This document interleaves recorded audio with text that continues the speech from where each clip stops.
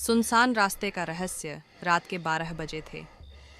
चारों तरफ घना अंधेरा था और हल्की हल्की ठंडी हवा चल रही थी। रवि अपनी बाइक पर तेजी से सुनसान रास्ते से गुजर रहा था। उस रास्ते के बारे में कई डरावनी कहानियां सुनी थीं। लोग कहते थे कि वहां कुछ अशुभ है, लेकिन रवि ने इन बातों को कभी गंभीरता से नहीं लिया। जैसे ही वह सड़क के बीचों बीच पहुंचा, उसकी बाइक अचानक रुक गई। उसने कई बार किक मारी, लेकिन इंजन ने चलने से मना कर दिया। तभी उसे लगा कि कोई उसे पीछे से देख रहा है। उसने मुड़कर देखा, कोई नहीं था। लेकिन जब उसने दोबारा बाइक स्टार्ट करने की कोशिश की, तभी उसे पास के पेड़ के नीचे एक सफ़ेद साड़ी में लिपटी हुई औरत दिखाई दी। उसका चेहरा झुका हुआ था और लंबे बाल जमीन को छू रहे थे। रवि की धड़कनें तेज हो गईं।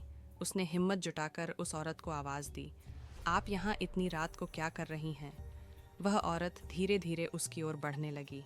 जैसे जैसे वह नज़दीक आई, रवि को उसकी आंखें दिखाई दीं, बिल्कुल काली, गहरी, जैसे किसी अंधेरे कुएं की गहराई।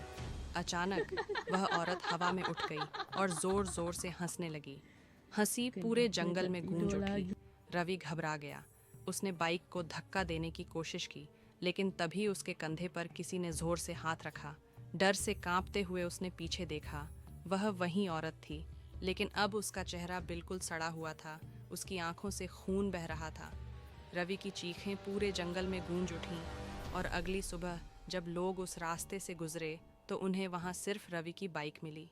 रवि का कभी कोई सुराग नहीं मिला और उस सुनसान रास्ते पर आज भी रात के समय किसी की हंसी गूंजती है।